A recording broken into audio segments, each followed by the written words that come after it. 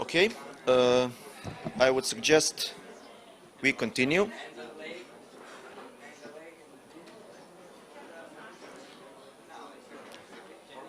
Dear ladies and gentlemen, allow me to welcome you to our first panel, Youth Vision for the Future of the Southeast Europe region.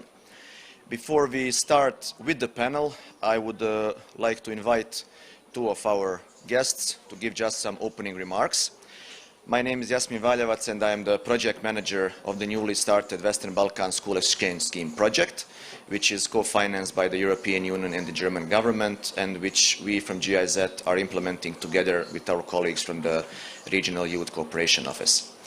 As I said before the panel, I would like to invite Mr. Naumče Mojsovski, Director of the Agency for Youth and Sport of North Macedonia. Please, thank you.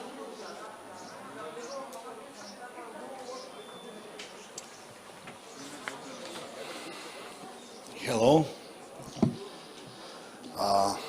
I'm speak from Macedonian language.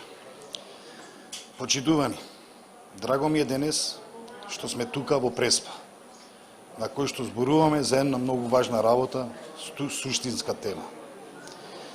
Не може ниту еден чекор да направиме, ако тој чекор не ги задоволува потребите на младите. И кога ќе го направиме тој чекор, игнорирајќи идејата, визијата на младите, тоа што сигурно тој чекор е погрешен. Она што мене ме радува, како директор на Агенцијата за млади и спорт, но пред се, како млад човек, но и родител, е што во нашата држава станува видливо влијанието на младите. Евидентно е дека политичките насоки кон нив се фокус на владата на Република Северна Македонија, односно на надлежните институции. И тоа не се случува преку ноќ, не се случува одеднаш.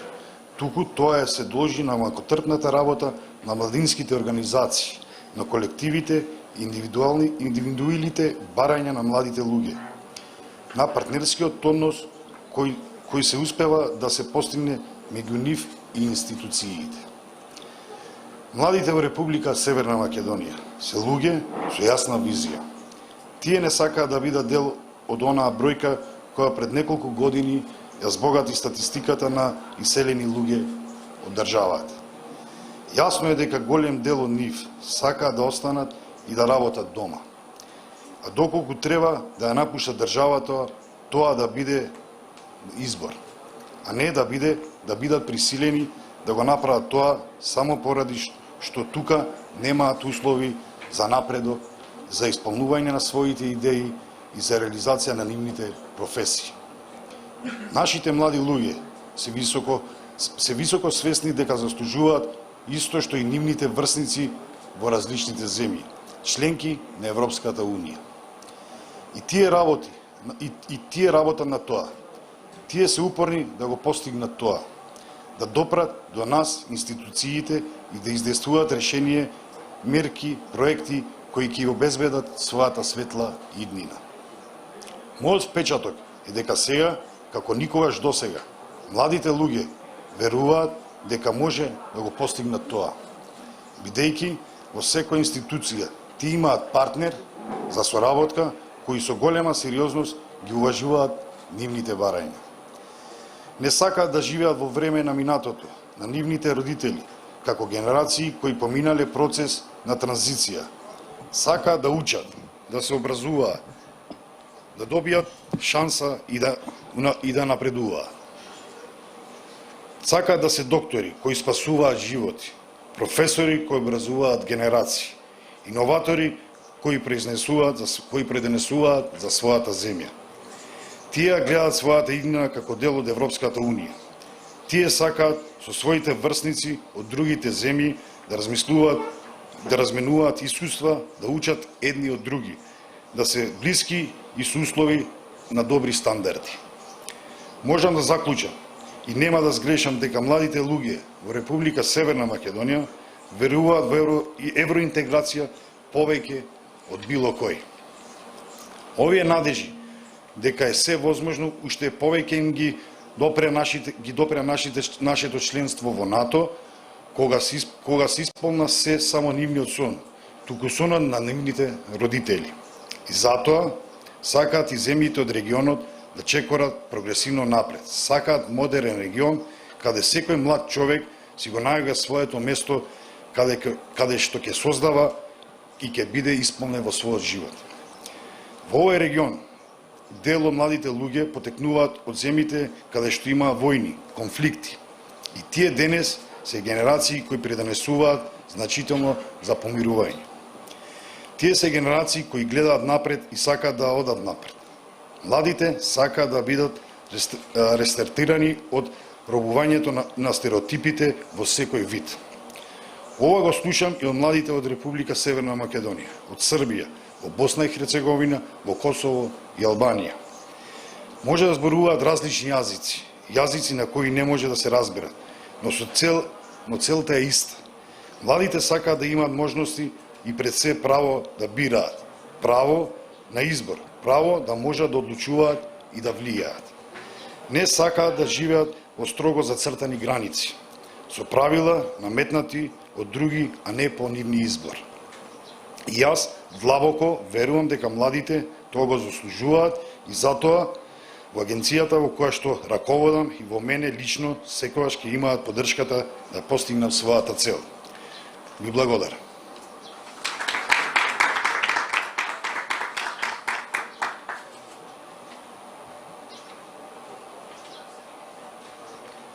Thank you very much, Mr. Mojskovski. I would also like to introduce Mr. Albert Hani, our dear friend, Secretary General of the Regional Youth Cooperation Office. Thank you very much, Yasmin. Yasmin is also our friend now and will be helping RICO to implement the big highlight or the big project with School to School, so he's based in Tirana. Thank you once again for this opportunity. Dobar den, mirdita, dobrodošli, kalimera, kalispera, I don't know, günaydın. I know almost, most of the languages in the region, but this presentation or the keynote speech or my honor will be in English.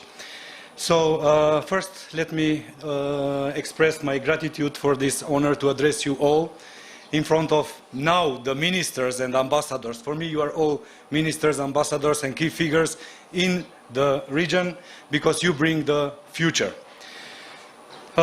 Indeed, it is my great honor to address you at this historic site for the region today. This is indeed historic site because of Prespa Agreement, which was signed by North Macedonia and Greece and gave us all new hope. A hope that building a prosperous region together is possible. Moreover, the agreement showed us that heights we can reach if we can join forces and efforts in creating a better future. Let me be clear from the beginning. In order to understand the vision for the future, we need to understand the past and the present as well. Let us not address the past at this time, but let us keep in mind its importance. On the other hand, the present is full of potentials. So it is up to us who will shape the future and how we will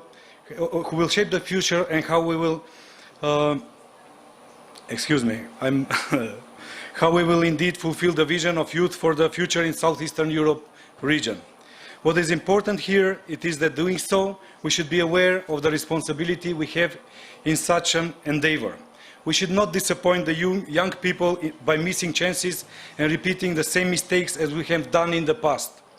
We should learn from this and focus on creating a better region for all.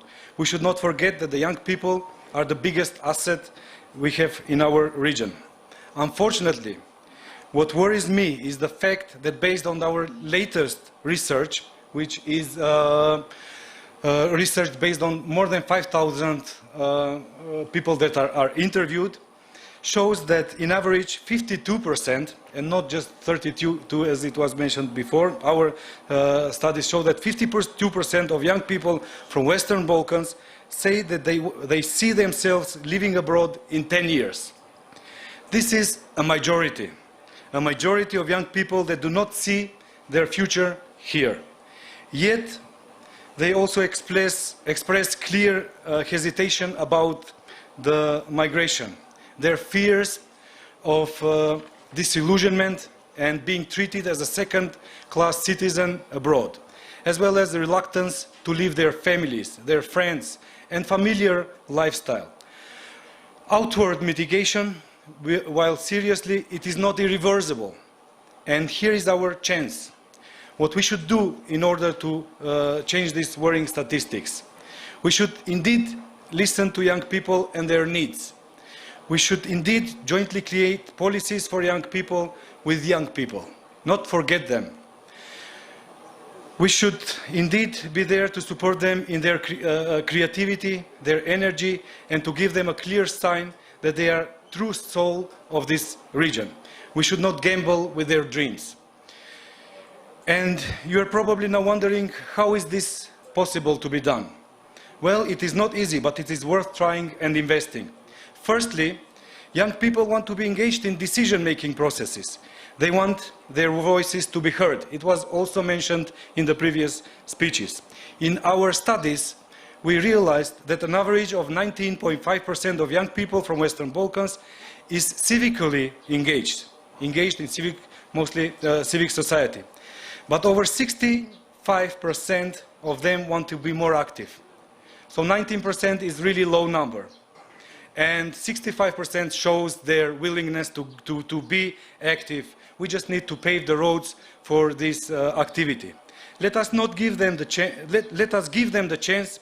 Let us give them the space and understanding, support of our time that they want to be active, responsible, and proactive citizens in the future, in prosperous region.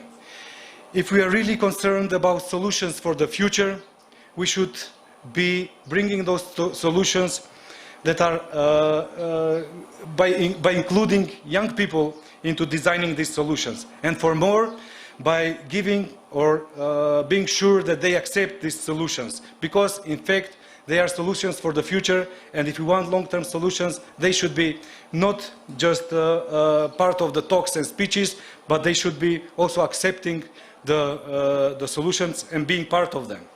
Secondly, at least 42% of young youth expect regional relations to be improved. That is why we are here as Regional Youth Cooperation Office. Let us not disappoint them. Let us speed up and strengthen the cooperation. Let us join each other in what we do and show to you that the different region, it is possible indeed. The region in which we respect each other, we stand to each other and we excel together. Do not forget that if we keep running alone in creating better societies, we will not go so far. No one exceeded alone. Only as a team we can show to our young people that the future is bright to the world and that we learn from our mistakes. Thirdly, trust between the government and the society is a crucial aspect of peace and social cohesion.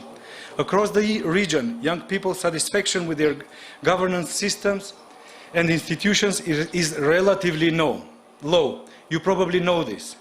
While satisfaction in civil society and youth organizations is ambivalent, although it's similarly low.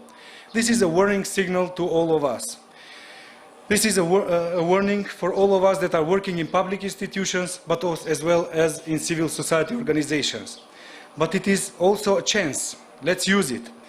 Let us invite young people to tell us what they think and act accordingly, listen to their voices. This is the only way that the region, this is the only way that we can regain the trust among the youth. Fourthly, young people want to see their region in European Union, and they want a well-functioning democracy. It was mentioned also in the speech of the Ambassador Kate Burns. When we asked them to name up 3 factors of peace and stability in the region, up to 47% of youth think that the EU accession process for the EU accession process it is most important factor in creating long-term peace, stability, and in the Western Balkans. So this European perspective is a crucial factor. They also say that a well-functioning democracy, teaching peace and tolerance, dialogue between leaders and economic prosperity are important factors for peace and stability in the region. Let us listen to them and deliver on these expectations. Anyhow, let me not go further with picturing the present. We will all see that the present is challenging, but this is our chance, the time to act now, not tomorrow, not in a month or in a year. We need to act now, starting from today. And maybe it is also late. This is because the time is running, the time for securing a better, prosperous future for all young people within the Western Balkans. If we do not react now and do not listen to their voices, they will vote with their feet. They will go out. We will lose our biggest asset. I'm quite sure that no one of you present here today wants that. I'm quite certain that you want the opposite. So let me unite. Let us unite. Let us listen to the voices of youth. Let us prove them their true value. Let us fulfill their dreams of peaceful, stable, prosperous and safe region of Western Balkans, where they stay and fulfill their potentials. Let us not forget that a better region starts with youth. Youth, as our motto is also saying. And at the end, I would like really to congratulate also to the Ministry of Foreign Affairs as well as the Youth Alliance for organizing this event, of course with support of GIZ, and I'm looking forward also to the results of today's discussion. Thank you very much.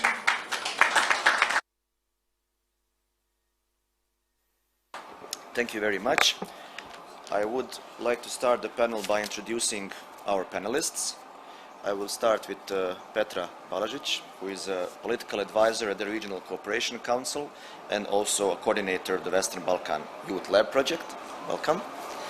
Then we have with us Francesca Muzzo. She is a civil society activist, currently the Secretary General of the Youth Professional Networks of Albania and also young youth representative in the board of RAICO. Then we have also Stefani Spirovska, President of the Youth Education Forum, civil society organization that provides civic education and capacity building for the youth in North Macedonia. And on my left side, we have Mr. Darko Kaevski, member of the North Macedonian Parliament, and also Mr. Nikos Bakircis, I hope I'm pronouncing it correctly, who is a political scientist with a master's degree in international relations, partnership development manager for the organization Southeast Europe in Action. And finally, joining us online, I hope that the connection and it will work, we have Mr. Tobias Butto, who is the Secretary General of the Franco-German Youth Office. So I see that he is right behind me and I see him in front of me on the screen. Thanks to all of you really for joining us here and also to Tobias for joining us online. As it was announced in the agenda, we would focus here today on 3 topics. One of them being should I stay or should I go, talking about migration, talking about brain drain. Second one being on how the youth could actually make the EU integration agenda move forward. And finally, the role and the importance of the PRESPA agreement and when it comes to youth, how the youth can support its implementation. I would like to set the stage with the first question, although, and it was mentioned this morning by also Secretary Popov and now also by Mr. Hani, concerning some findings. And I would like to ask Petra, since I know that RCC and its regional barometer survey is really an important tool of giving us the feeling on how the youth, and not only youth, but how the population in the region feels things. So I would like to ask you to share with us just some findings which you find interesting for this audience. Sure, thank you, Yasmin. And before I answer the question, I really want to thank the organizers, the hosts, all the distinguished guests. I'd like to welcome the youth who are participating in this event and whom I've had the pleasure to meet last night. And of course, I have to mention the Ministry of Foreign Affairs of the Republic of North Macedonia and the Youth Alliance. So we've heard a lot of data today already, but I'm going to comment it from a slightly more detailed perspective, so to say. So if there are some of you who are not aware about the Balkan Barometer, it is an annual survey of public opinion in the Western Balkans, It's conducted on a representative sample of 1,000 people per each Western Balkans economy. And it addresses a range of questions, over 100 questions, some of which are youth-specific and some are not specific for youth issues. However, we have decided this year to take a look at the age cohort of 18 to 24 years of age and to see how they specifically answer the questions regarding the general situation in the region. So in addition to what we have, the answers that we have on general questions from the population overall, now we're also looking at the, how youth answer this question specifically. And I was wondering, when I was preparing this, I was wondering whether I should start with the good news and or the bad news, but I decided to go for a mix and match. But I will start with one piece of good news, and that is there are good news. It is not all bleak. The situation is not all gloomy, and we should really focus on the good things as well and build upon them. Now I will switch to a bit of bad news, which is unfortunately really staggering, and that is the level of satisfaction with how things are going in the region and in each economy specifically. So only 17% of young people are satisfied with how things are going in their economy. That is much less than is the level of satisfaction among the population overall, which is a bit over 20%.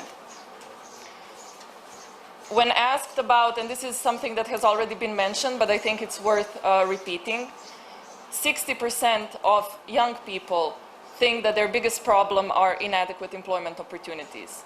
So nearly 2/3 of young people struggle with unemployment and the opportunities for employment that they see in their future after they finish their schools, education, and so on. And something that wasn't mentioned, but I think is very important for me as a young person, and I'm sure for many young people here, is the housing situation. We know that in our region, young people stay at home for a long period of time, longer than in Central and Western Europe. They move out from their parents' or guardians' houses much later than is the case in the rest of Europe. And 43% are dissatisfied with the housing opportunities. So it's not only, I mean, there's always in these things, there's sometimes a level of culture of what we are used to in the region, how things were done before, but for almost a half of the population, there's also the problem of housing. I think this is not talked about as much as perhaps it should be. So I thought that I would mention it here today to give some food for thought of something that requires more attention in the future as well. And so looking at this unemployment situation, looking at the housing situation, looking at the general level of satisfaction, or should I say dissatisfaction, with how things are going, it's not surprising that we have this figure of 2/3 of young people who are considering living and working abroad in the future. This is double the number of the population overall who is thinking about that step. So really concerning numbers. And now I want to switch to a bit of a good news, which might sound like bad news at first, but please bear with me. 1/3 of young people are dissatisfied with the level of tolerance and respect of differences in their economies. 1/3 are dissatisfied with the inclusion of vulnerable groups in their societies. And these are big numbers. So a large number of young people are actually dissatisfied with how we are including vulnerable population and how much tolerance we are offering to the overall population. But I think this is a reason for optimism, because we see that among young people there is recognition that we need more inclusion, that we need more tolerance. And I say that this is a good news because we can build upon that. We can use this tolerance of young people, build upon it to create a better future for us.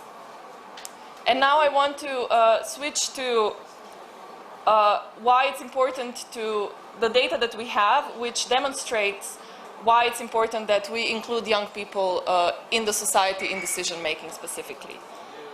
Young people have different priorities than the overall population. So one example is regards the question of where people think that government should invest resources. What are the priority sectors that young people see and the population generally sees?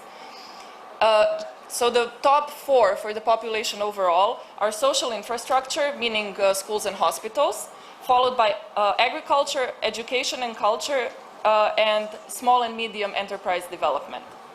For young people, again, in the first place is social infrastructure, but it is followed immediately, in very, very small difference in percentage points, by education and culture, and then tourism and science and technology. This is something that does not come into top 4 priorities for the population overall. So we have a huge pool of untapped potential among young people who want to develop their economies in the touristic sector, who want to offer the tourists from abroad, show them the region, and improve science and technology, where the region is unfortunately still a laggard compared to the global rates. So when we look at this level of dissatisfaction, we have some surprising and unsurprising results. So unsurprising is that 1/3 of young people have done something to try to affect government decision making, be it in protests, being in public consultations, be it in providing comments to the government. Surprising is that 1/3 have not done anything, including not even discuss it with their peers, with their parents, with their acquaintances. So 1/3 does not even discuss government decisions.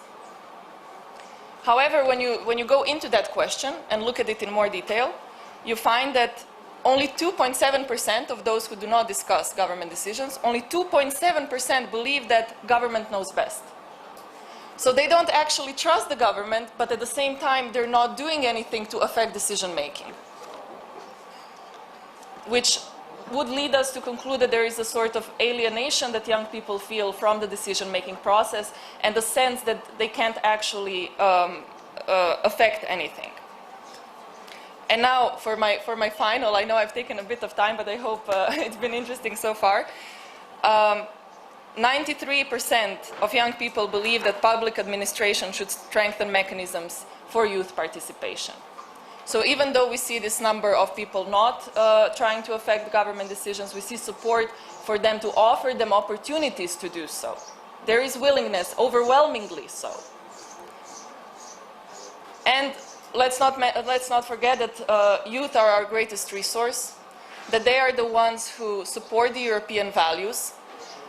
They are the ones who associate the European Union to the greatest extent, not only for economic prosperity it offers, but for the values and principles that it promulgates. And 70% of young people support the accession of the region to the EU, precisely because of these values, and precisely because they want to see these values reflected in their region. And for 88%, they think that if youth were taking a more active part in regional cooperation would advance. And I think this is something that we all need to bear in mind, to include youth in regional cooperation initiatives. And I think this forum and having this panel and this dialogue here today on the margins of the Prespa Forum, I think it's a very, very good first step that needs to be reiterated in all initiatives and all projects. Thank you. Thank you, Petra.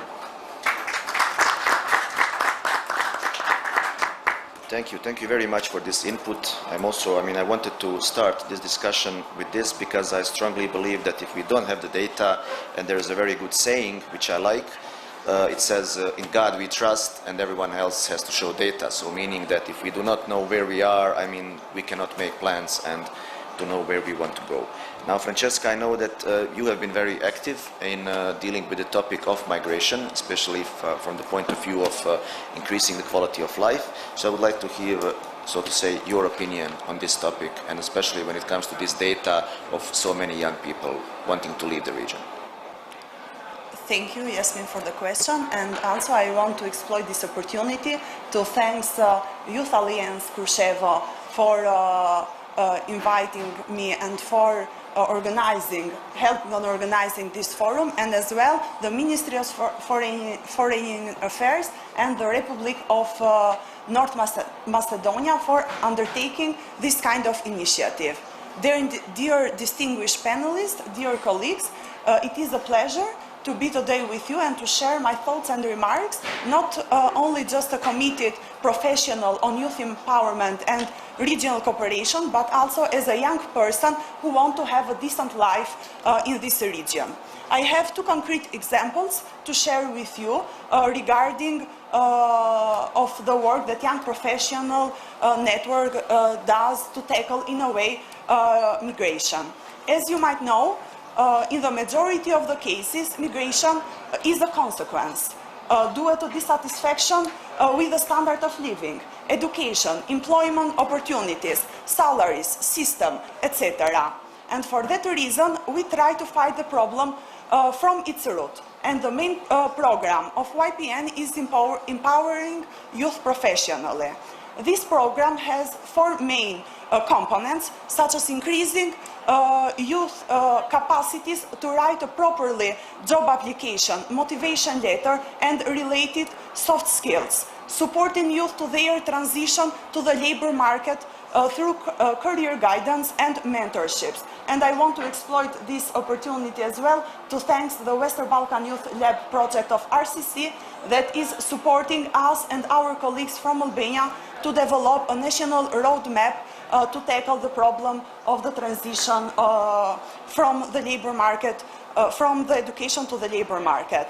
And two other important components that our program has is exposing young people to different opportunities for participation, application, and networking. Another one that for me is the most important one, component, is related with youth labor rights. As youth is still faced with low salaries, lack of decent employment, extended working hours, lack of a properly contract, etc., etc. So we constantly raise awareness among our network members about labor rights and the referring mechanism on where they can address their concerns and how to act for change. Another important example that I would like to share with you is our work with youth from rural areas that, to be honest, are a poor source of motivation. No later than 1 week before, our group of young people coming from a village of the municipality of Elbasan have had their first victory. Their project is part of the program on youth participation in decision making, and as a result of their advocacy campaign, which tackled transparency and accountability of the municipality met their requirements by increasing infrastructure investments in their village. So I try to keep it shortly, although that the list of the example is not exhaustive. But what I was trying to point out from the examples that I mentioned, it is very important that we increase investment on youth policies, but having in mind an intersectoral approach. If we want to invest more about youth quality of life, youth should not be only aware about their rights, but also how they can act for change. What are the democratic mechanisms that they can use, that Petra also mentioned before. But also we should work to increase their sense of ownership on the public institutions. Thank you. Thank you. Thank you very much. I mean, when talking about quality of life, I think that education and capacity building is definitely one of them. So I would like to hear from you, Stephanie, also in terms of the activities you are doing, how this can contribute, and hopefully then to have more young people staying in the region rather than leaving. Thank you so much, Yasmin. And as I was listening to the previous speakers, I realized that more or less the situation in numbers and the situation in problems that young people are facing is the same in North Macedonia as well, which means that so far we're integrated when it comes to problems, and we have to start working from this point on in order to find common solutions. I will go straight with the answer of what's the vision of young people for the region, and then sort of connect it with education and what we do. And definitely the vision that young people have for the region, especially when it comes to young people that we work with, is the European Union. And I will go a little bit more deeper in why do we see that the integration first within the region is crucial to become one functional part of the European Union. And one of the main factors for that, and one of the main factors for improving the situation, is definitely the education, specifically the civic education. I would like to build up on that later on. So as we talk about quality of life, the quality of education is one of the most important things that we work for. And I'm happy that we have a lot of chances to cooperate with the Ministry of Education, that they have a lot of understanding, and that the education is finally seeing some progress. The bad thing here is that it takes a long time to see the results from what we're doing, but the good thing is that we have common understanding and that we're sort of moving in the same line to make progress for the young people.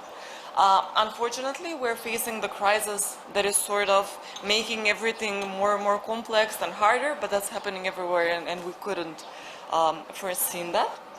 But why civil education particularly is one of the most important things that we need to work on is because that is the key factor for integration, both within the country and to give young people a perspective for integration in the region. Then it's a key factor that gives young people basis on how they form their perceptions for the European Union and Euro perceptions. And lastly, their role in the society and their participation within the policy creating processes, but also about how they monitor the government and everything that is being implemented. I will sort of short explain these 3 points and then sort of conclude with what needs to be done in the future. So when it comes to integration within the country, we still unfortunately need to work in that field. We have started, the COVID pandemic has sort of stopped us, but we need to continue on enabling young people to become integrated within the country itself first. We have young people from the rural areas that still need to be advanced. We have young people from the smaller ethnic communities that need to be in constant communication with the other ethnic communities. I'm not talking here only about the smaller communities, as I've mentioned, but also there are young Macedonians who haven't still been integrated with young Albanians and young people from all of the communities, not to mention all of them. And we need to sort of focus on that because the education has the role to create capacities among young people, but on the other hand, education is the only system through which all of the young people go. And we need to use that as a benefit, I would say, in order to work in this capacity building field as well. When it comes to Euro perception, I think that education and civil education is one of the most important things.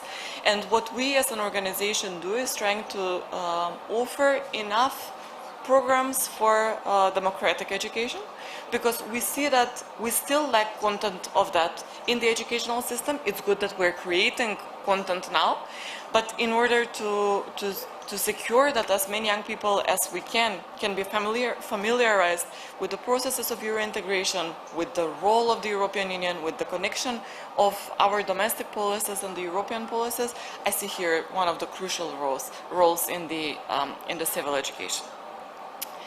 And if we take a look at this through numbers, it was 2 years ago when only 1/3, and this is how I did the matching, only 1/3 of the young people believed that our country is moving in the right direction. And then we have the pandemic, we have the decisions of the European Union that were made in the meantime, and it's logical for us to expect actually a decreasing in the number of young people who believe that the country is moving in the right direction when it comes to the Euro integration processes, but also to expect a higher number of young people who are Eurosceptic. Because on the one hand, they're missing deliveries from the European Union, and on the other hand, they're missing places and education for their role, and how can they bring about this process more. And when it comes to youth participation, youth engagement, and their vision for themselves in the country, I can say that the situation is alarming, and it's saying that we need to do more. But when it comes to all of those young people who have been in some way included in policy creation processes, who have been included in civil organizations, or who have somehow tried to bring about the improvement of their local communities, then we see that they're more optimistic, which gives us an insight that we need to create more opportunities for young people to create and to comment on the policies that are being created, but also to be heard in those processes. And lastly, when we talk about participation and activities on local level, it is good that we have now laws that finally guarantee that young people will be included, both on local level, then in the school levels, and in the university levels. We need to continue working in the high school legislation so that we secure that every single student will be represented, because this is what gives young people hope that they can make a change in the region and that they will sort of not continue thinking about brain drain. Although brain drain itself, it's not that bad as long as we send young people to build their capacities and then are motivated to come back. So we need to play our role in being an attractive place to come back, because once they learn, they will need to be motivated to come back and bring about the development in their societies. So sort of these are the main things that I wanted to share now here. And I think that one thing that we need to be aware of is that the young generations are those who are carrying the burden that has been created from the previous generations. They have the burdens of the transitional justice, they have the burdens of the reconciliation processes. They are the ones who are facing the transitional processes. They're the ones who are having promises that are still not delivered, and I'm talking here about the bigger picture now, about the Euro integration processes that they believe in. I agree that they, on a value level, those are the values that young people carry. So we need to make sure that all of the promises, that all of the expectations that young people currently have need to fulfill in some rational period, I would say, because those are the things that young people strive for. And if we as a society don't manage to provide this for them within their countries, then young people will try and find their way within the European Union. And I think that this should be probably our focus, because their vision is the European Union, and we need to build capacities at the same time, integrate young people at the same time, and make sure that once we hear what young people have to say, we will find a way to implement it in a particular policies. Thank you.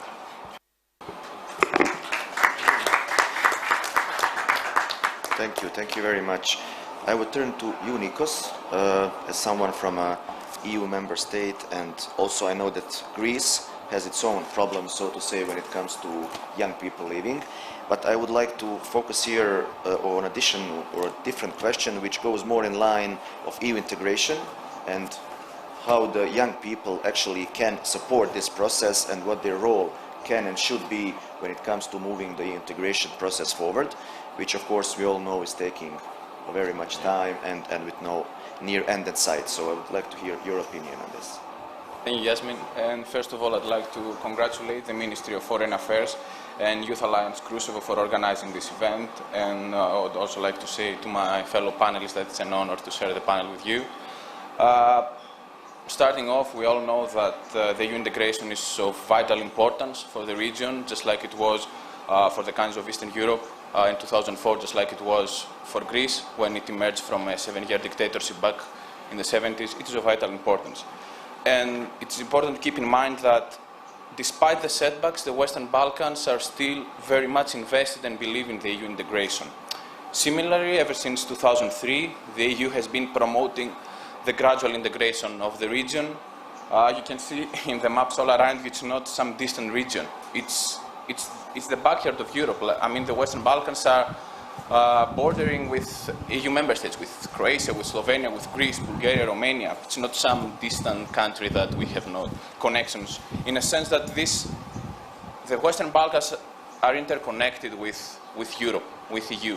The prosperity and the security of the Western Balkans interconnected with the prosperity and the security, not only of the neighboring member states like Greece and Croatia and Slovenia, but also the EU as a whole. However, despite the progress, the deep reforms and the positive steps forward, I'd like to see, okay, we know there have been problems and setbacks, but I'd like to see the glass half full and not half empty. Like, we have made progress. The Western Balkans have made huge progress comparing to 20 years ago. The process has become longer and more complex than it was, and 20 years after the European Council Summit in Thessaloniki and the famous Agenda of Thessaloniki, the promise of EU membership remains unfulfilled in the Western Balkans, with the exceptions, as we said, of Croatia and Slovenia. The EU must understand and accept that the current approach to enlargement has reached some limits. The process is slowed down rather than being accelerated. The momentum right now should not be lost. The EU should continue empowering the actors who support strong democratic institutions in all countries, freedom of media, independent judiciary, the eradication of corruption and the fight against the organized crime. The Western Balkans must be presented with a credible membership perspective, and especially the youth. As the speakers before me said, the youth, the young people are leaving, they want to leave. We have to keep them in the region. And also the EU integration should not be an easy way to go study and work in Europe. It should be a way to bring capacity, to bring the know-how in the countries of the region, so young people would like to study, to get a quality education, and then have equal opportunity, working opportunities for a decent life here. So, as I said, the Western Balkans must be presented with a credible membership perspective that will create the right conditions for the EU integration of the region, while preventing the rise of nationalism and divisive rhetoric, as we saw in the past. And as for the youth, I genuinely believe that it can play an active and engaging role to the integration process. The younger generation, in my opinion, can move forward together and share a common future and fruitful cooperation within the European Union now.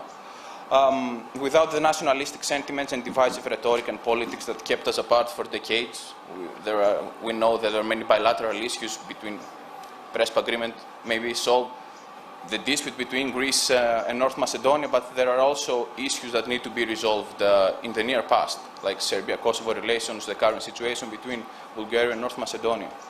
The new Balkan generation should not remain prisoners of the past.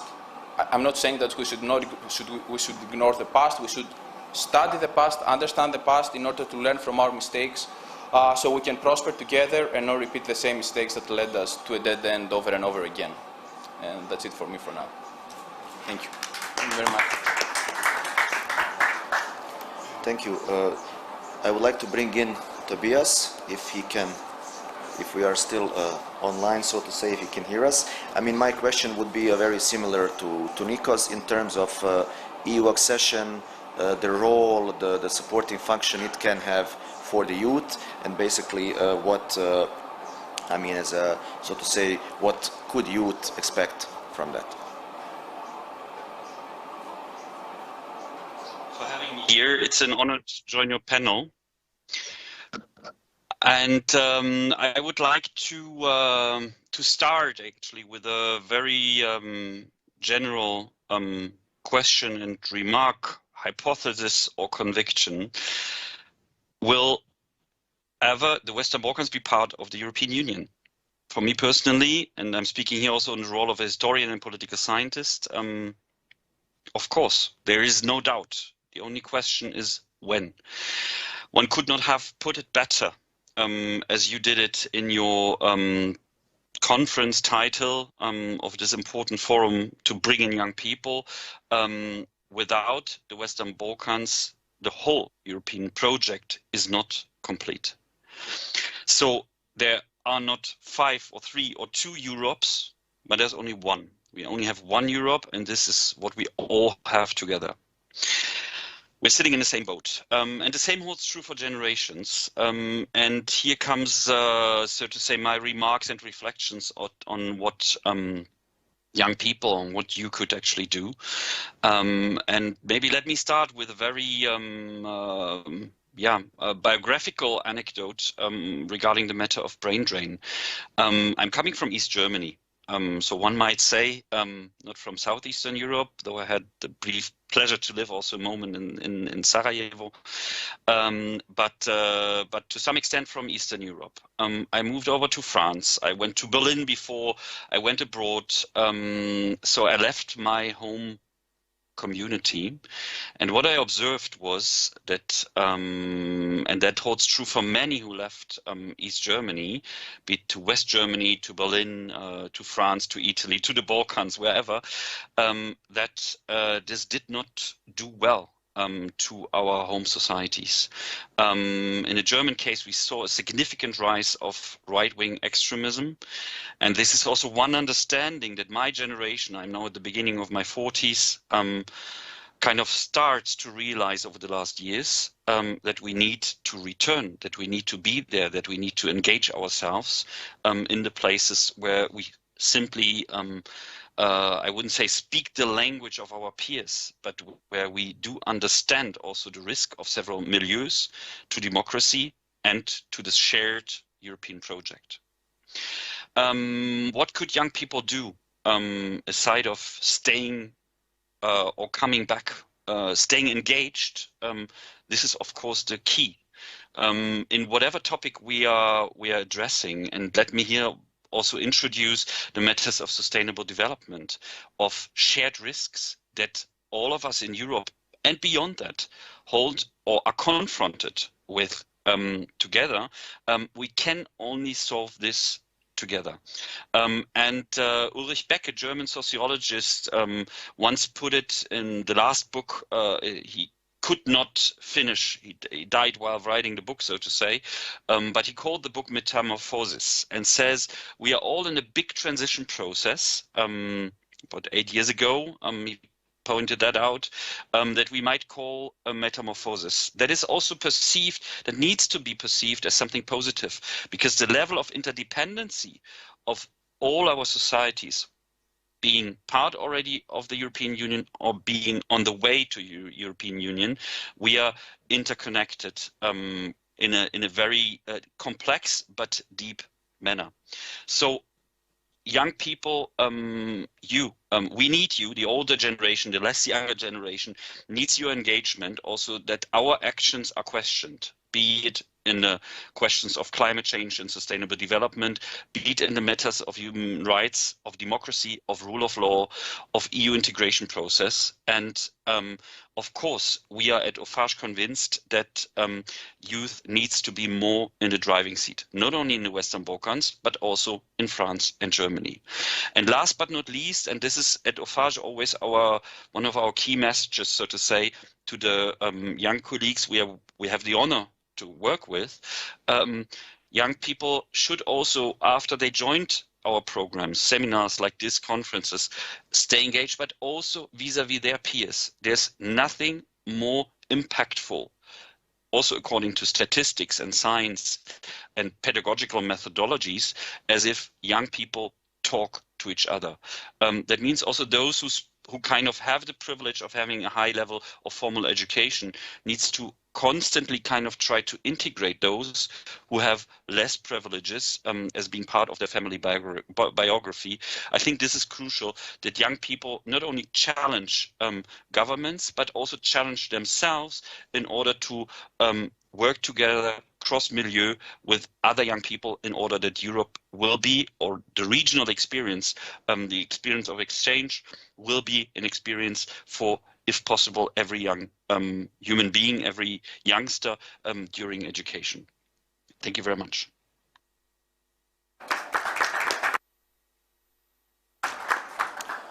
Thank you, Tobias, for this very positive messages. I mean, talking about EU integration or EU accession process, I think we are all aware about the importance of the Prespa agreement. So I would like to turn to you, Darko, as a very young member of Parliament. I mean, how would you assess the current situation, and how would you see the role of youth when we deal about these type of either regional or bilateral disputes that the countries are having? Thank you, Yasmin, for the question. Dear guests, dear youth, dear representative of youth organization, respected Minister of Education and Science, Mrs. Tsarovska, respected representative of the government, respected Director of Agency for Youth and Sport, my friend, General Secretary of RICO, Albert Hani. Dear guests, first of all, I want to say thank you to the Ministry of Foreign Affairs and Youth Alliance for invitation to be part of this great event. Dear panelists, I'm sure that today we have chance to discuss about the youth policy, youth issues, youth perspectives, with the focus of Prespa Agreement. Prespa Agreement is agreement between Greece and North Macedonia, settled 27 years difference The bilateral difference had big implication on the regional and multilateral cooperation. It prohibited two countries from building a strong partnership as two neighbor countries should. North Macedonia today has a complete identity profile at the United Nations. We have excellent, great relations with Greece. The bilateral cooperation has advanced. The Prespa agreement is a big contribution to the regional stability and is encouraging to the Western Balkans development. The Prespa agreement is one excellent example of mutual understanding and building bridges of understanding. North Macedonia now is the part of the strongest alliance, NATO, and it is on her way for starting the European Union negotiations. The Prespa agreement and the agreement of friendship cooperation with Bulgaria presented a new way of leadership that is confident to resolve all problems in our country. We have to face and tackle the emerging challenges and to commit to building only successful stories. We have to deliver European values of peace, democracy, rule of law, strong multilateral cooperation, respecting human rights and implementing them in practice, high quality education and sustainable environment. Our country is making changes. They are crucial to grow. We have made huge steps forward and we are staying committed to the reform process. Through making the institution more transparent and democratic and available to the citizen, introducing new policy that guarantee the economic well-being and the economic growth of the country, through creating equal opportunities for all, making sure that no one is left behind. The rule of law is one of the most important principles at stake, one of the key objectives of country. We have concrete action to build capacity and to promote rule of law culture. We are fostering youth participation and finding mechanisms to enforce that in the democratic life we support social and civil youth engagement and aim to ensure that all young people have the necessary resources to take part in our society. We are supporting the double digital and green transition, and we want to accelerate actions for the use of digital green technologies that the environment will benefit from. The past 2 years were defined by the coronavirus pandemic. COVID-19 has caused millions of cases and deaths worldwide. The illness has affected nearly every aspect of life. The global COVID-19 crisis has a huge impact on people, economics, and our planet. It affects policies and processes related to trade and investment, migration, peace and security, regional integration, climate change, food security, and the private sector. The education has changed dramatically, with the distinctive rise of e-learning, where the teaching is remotely and on digital platforms. With the crisis of COVID-19, we understood how it is important the cooperation and partnership in these crucial times. Only together we can tackle the big issues and overcome the problems. We have common obligation and duty to improve our good neighborly relations, cooperate and help each other. The cooperation is vital manage the consequences of COVID-19, the uneven recovery between countries, and to prepare the countries to deal with the future shock together. With the pandemic, we learned that we need strong global cooperation and stability. The COVID-19 pandemic is a wake-up call for multilateralism. Regional cooperation has been one of the greatest achievements and it has brought many benefits. Together, we create peaceful and inclusive society. Together we can combat social inclusion and discrimination, and together we can bring people together. We have to continue to cooperate even more, to find mutual understanding, to share experience. We need to build strong region as we are aspiring to be a part of European Union. We need to show that we are ready and committed. Thank you.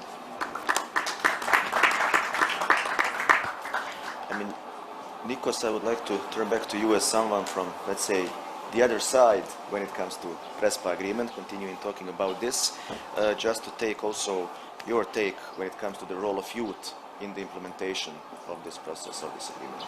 Thank you, Jasmine. As Darko said, the Prespa agreement was monumental, in my opinion.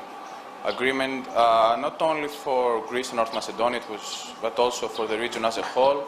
It showed that neighbors who apparently had many things that divide them. They can find some common ground, understand each other, and also make some compromises, because you cannot reach an agreement without making compromises. It's not a zero-sum game. Like, you cannot get 100% and the other side takes 0%. You have to make compromises in good faith in order to move forward. Right now, for the implementation and the role of youth, I would like to share my personal experience.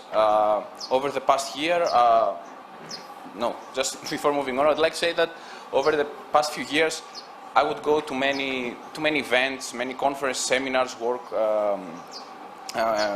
work-related events all across the Balkans, and I could see Greek participants, and I would ask them, which is your organization, and apparently many of them would go like individually through the university or through some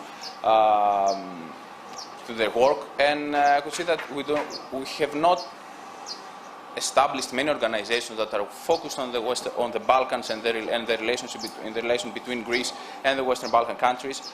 So over the past years, some of these young people, including myself, we established an organization which is called Southeast Europe in Action, which has developed a partnership with our good friends Youth Alliance Kruševo, which also organized this event, working together on a project which is called Cooperation for a Common Future, which aims to engage actors on grassroots and civil society level, but also play an advocacy role in the establishment of bilateral youth cooperation offices that will connect young people from both countries based on the spirit of reconciliation and building good neighborly relations. I'd like to say that the establishment of these youth offices, it's not an idea that we came up by ourselves. It's included in the Prespa agreement, and we are really happy that we play our part in implementing a provision of the agreement in order to move forward and come and bring the two countries even closer. In the past, as I said, cooperation between Greece and North Macedonia was mostly an individual game. Over the past couple of years, young people have established organizations, right now are actively engaged in developing communication channels and cooperating on every level. We can see that from arts and culture to sports and sustainability, there's just some of the issues that people from both countries are interested in working together. We are neighbors and we share a lot. It is a common and trivial thing to say, but it is true. We share more things. The things that we share are more than the things that divide us. We all know that at the end of the day, the politicians and the decision makers will be the ones that make the decisions. They will sign the agreements, they sign the protocols, but the youth can cooperate on grassroots and civil society level and create a precedent on cooperation and fertile ground for the decision makers to be more decisive and engaged in bringing our countries closer. If the politicians see that the young people have created channels of communication, they're organizing things together, they're cooperating on every level, then I believe that it will be easier also to bring these things to the table and on the highest level and move forward on that level as well. Thank you. Thank you. So, so to say, last part of our discussion, I would like to focus on two regional initiatives, which we mentioned also this morning. It was mentioned also by the ambassador, EU ambassador. One of them is the regional initiative which is implemented by RCC, Western Balkan Youth Lab project. And maybe just to get some information about that, and how do you see this project, these regional activities, how they are further supporting and fostering the cooperation and the role of youth? Sure, thank you. So I want to say that even though we have this Western Balkans Youth Lab project, on which I will tell you more in just a second, I really want to focus on the relationship between regional cooperation and youth in general. It is not just this project which targets youth specifically. Everything that we do in regional cooperation through the work of the RCC benefits youth. I just want to make a short personal note, and that is that when I was younger, when I was in high school, I'm originally from Slovenia, and I was traveling through the Western Balkans, and I was absolutely amazed by the hospitality, the food, the people, the culture, the arts. Everything was just amazing, and I asked myself, I knew that there was a big brain drain problem, and I asked myself, why would anyone want to leave? And then fast forward to a couple of days ago, I was talking to a friend of mine who is also a young person, and she was saying that she's thinking about leaving and going abroad. And I asked her what her reason was, and she said, well, you know how it is, in Western Balkans you live, but in the European Union you work. And I thought that was a very, very sad sentiment. But what I'm trying to say is that we rarely think about how the people who are leaving feel. We talk about why brain drain is bad for the region, but we don't talk about the other side. How do these people who are leaving, what are they struggling with? I lived abroad myself, and it's not an easy thing to do. Your family is someplace else, your friends are someplace else. You need to adjust to the new environment. So we, on one hand, the region has very, very much to offer. And it shouldn't be difficult to keep the people here, because in essence, there's very few of them who want to leave because they don't like being home. You know, they're forced to leave because of the opportunities. And how we address this through regional cooperation is by implementing the, we call it the Common Regional Market Action Plan, generally speaking, which seeks socioeconomic integration of the region, which will improve the investment opportunities in the region, which will create a digital area, which will integrate the region in terms of research, innovation, industry development, and so on. And all of these things will make it possible for young people to find more opportunities, and with that, they will be more encouraged to stay. So in general, regional cooperation benefits young people. But something that we have started implementing more and more is also realizing what youth can bring to regional cooperation. So it's very much a mutual relationship. And we want to include young people in everything that we do. So every initiative we have, every project we have, every activity, we try to bring young people to these activities to get their inputs. And now I come to the Western Balkans Youth Lab project, which specifically seeks to include young people in decision-making in the Western Balkans through the implementation of the Youth Lab.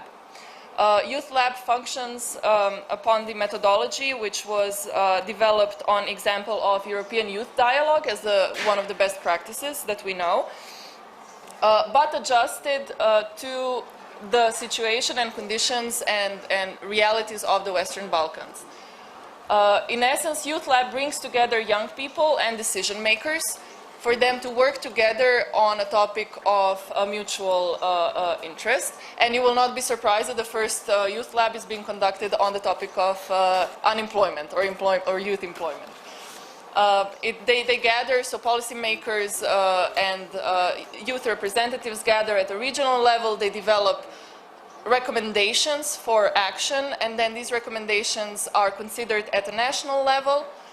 They decide which priorities are most important at the national level and work at it on national level, and then after that it's a sort of a circular thing where they compare and present best practices and so on. So to help national youth councils and youth umbrella organizations to actually implement these recommendations and policies, the Western Balkans Youth Lab project is providing capacity building, which has been mentioned, technical assistance, and so on, and also supporting an informal donor coordination mechanism. So there's plenty of things going on. It's all targeting youth, but I want to come back just for a second to what I was saying before, that regional cooperation in general benefits youth and that youth benefits regional cooperation. Listening to all the speakers before, so we have here speakers from sort of different walks of life. So we have the parliament, we have education, we have entrepreneurship, we have our European colleagues, but we're all saying the same things, essentially. We are all of one mind when it comes to this topic.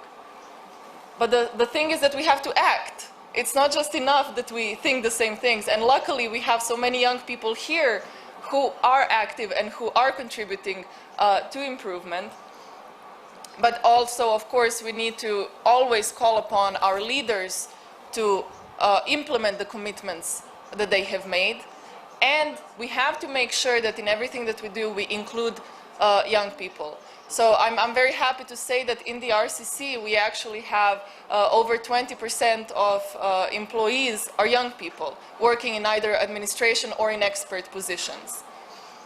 In all the activities that we have, we bring young people in, as I have already mentioned.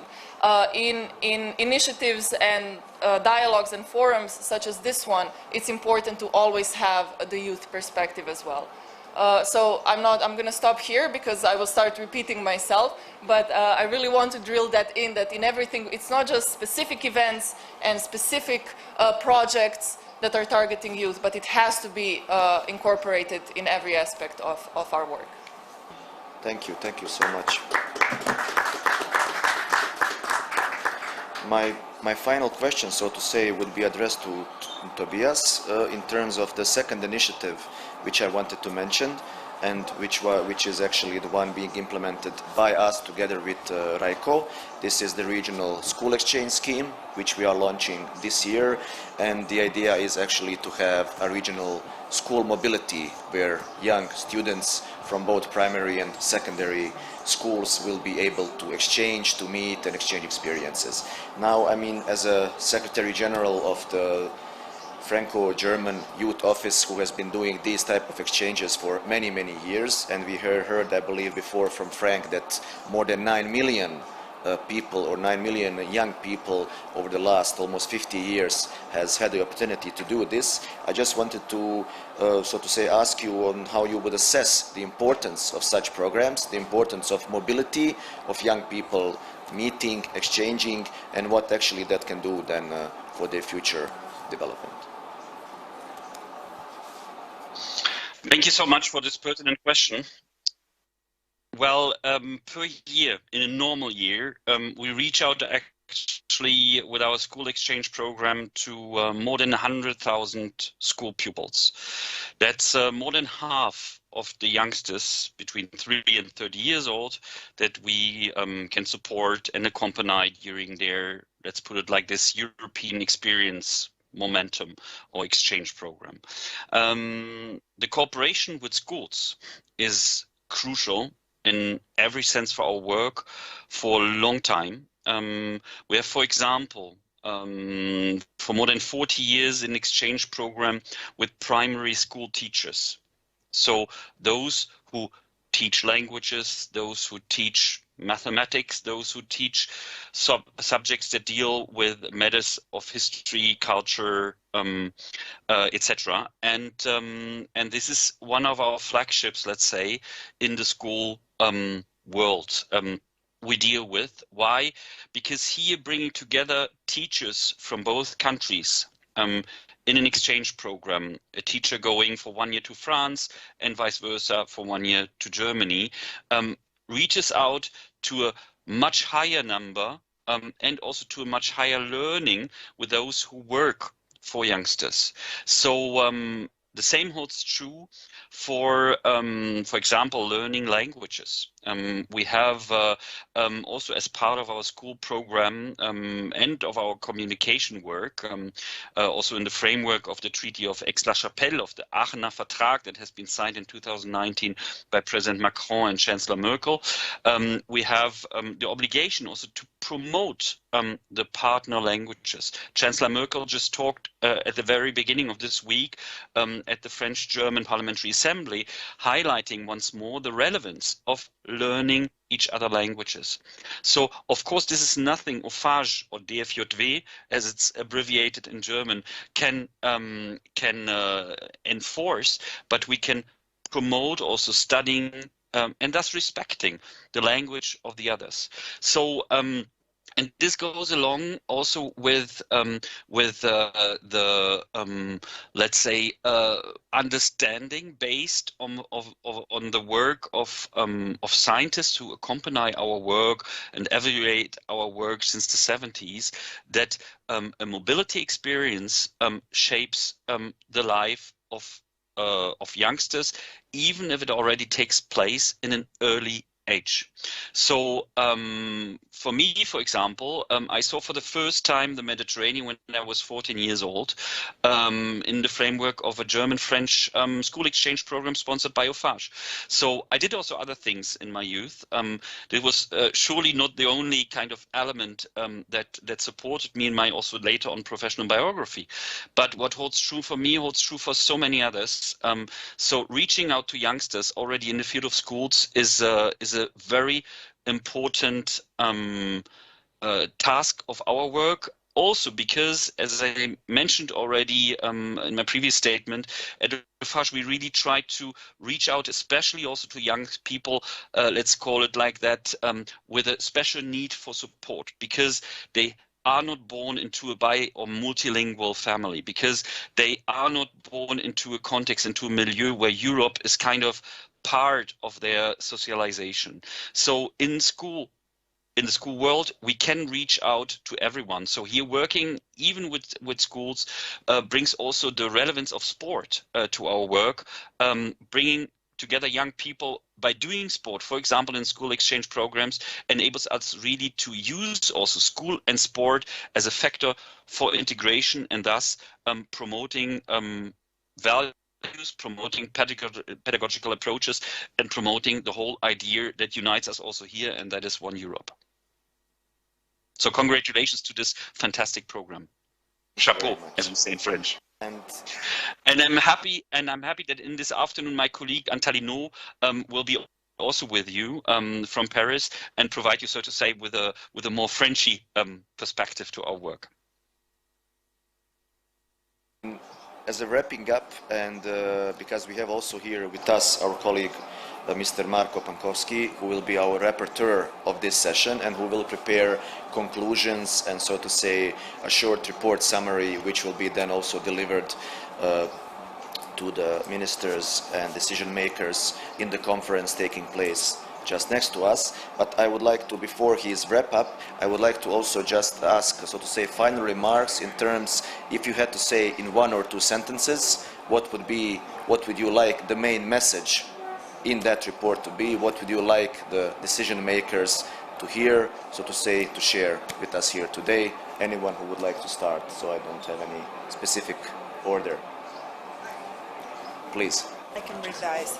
So the most mentioned theme in this forum, but also in other regional, national or European activities that I have participated, is Western Balkan countries' European integration, when from my point of view, EU accession should not be an end in itself, and it should not be a trophy to be achieved by politicians.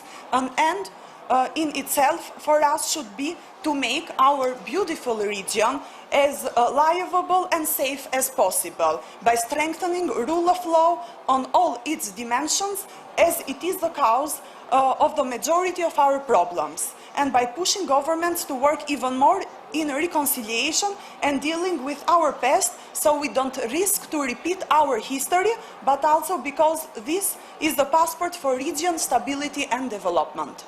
Thank you very much for having me. Thank you, Francesca. Please. Thank you, Yasmin. The youth participation and the youth engagement in the political process for regional cooperation for me is crucial.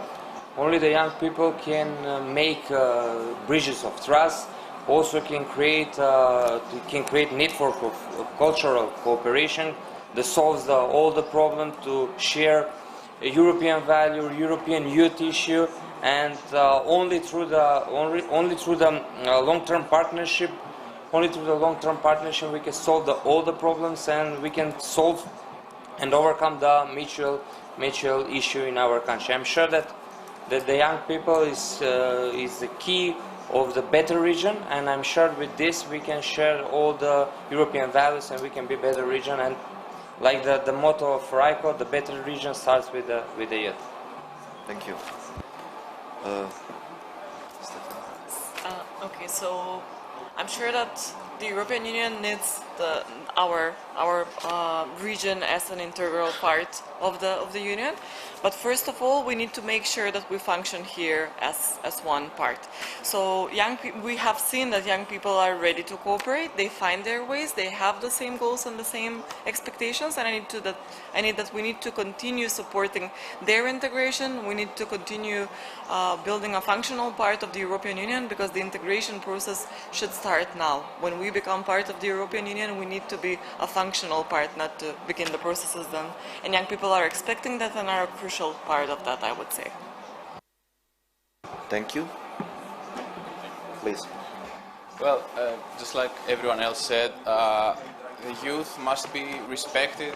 The youth must not only be heard, they should allow the youth to speak by itself. Like, it's not enough to just bring someone from the government, bring someone from an organization to listen to a few young people, and then he will go to decide what is good for young people. Young people know what is good for them, and as Stephanie said, they're willing to cooperate, they're ready to cooperate within their own societies, but also bilaterally and multilaterally, but the decision makers should support this, should make it happen, because the youth does not have the capacities. It has the willingness, but also needs the capacities, the help, the financial help, and I think that this is important. What I would like to say is trust the youth and help them to achieve great results, because whenever this happens, great results were achieved, and that's the only way that we can go forward all together. Thank you, Nikos. Petra? If there is one message that I really want to bring across, is that commitment to improving the living standards and the opportunities to young people should not be declarative only. Delivering on regional cooperation commitments related to youth and otherwise is the utmost priority, not an option. If we do not deliver on what we promise to deliver, we are going to lose the youth that we have. We're going to lose the greatest resource that we have, and then at that point we lose the options to choose. So delivering is priority. Thank you. Tobias, if you want to jump in also with a final remark, feel free.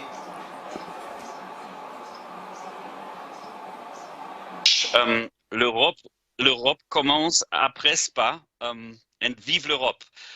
Europe starts in Prespa, and long live Europe.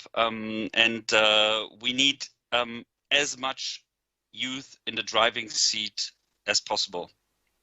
Congratulations to this fantastic event. And thank you very much. For the end, before going for lunch, I would just invite Marco to, in a few minutes, to try to wrap up what has been discussed and to say in which direction the short report will go.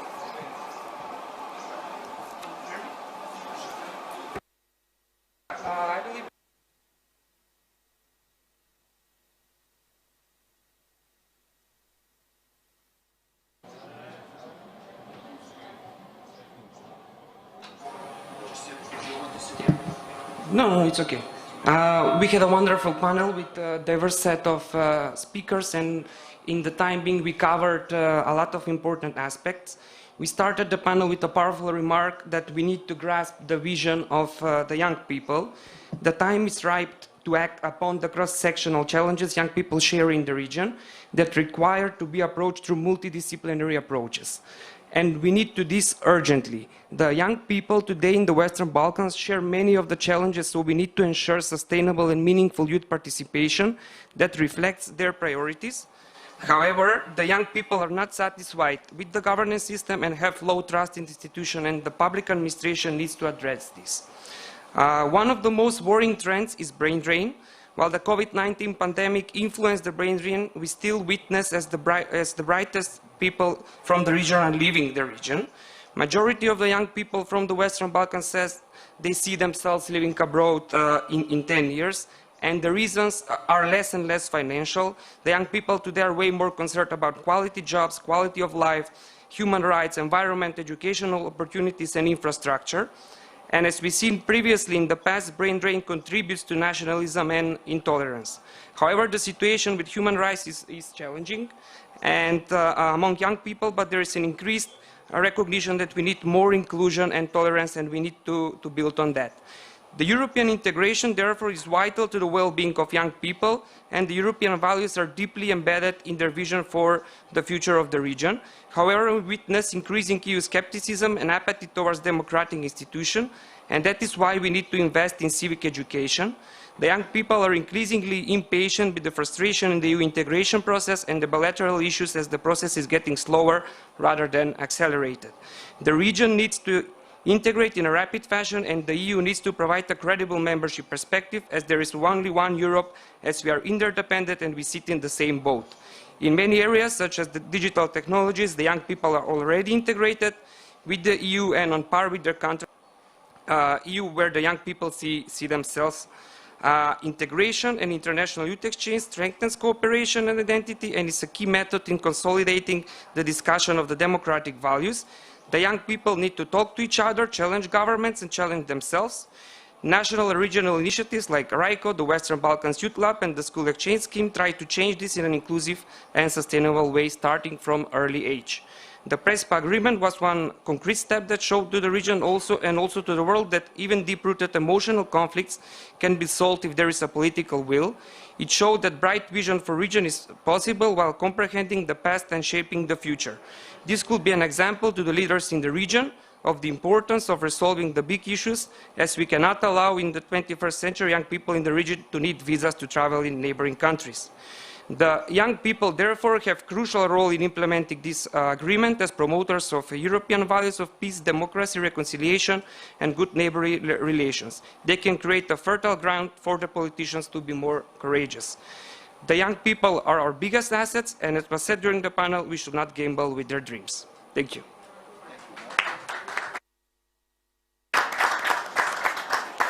Thank you. Thank you very much to all the panelists, and also thank you to the participants for staying and bearing it with us on this very hot day. If I am looking at the agenda, I think we are continuing at 2 o'clock, and I believe that the lunch will be served shortly, so I invite you to now take the break. Thank you very much.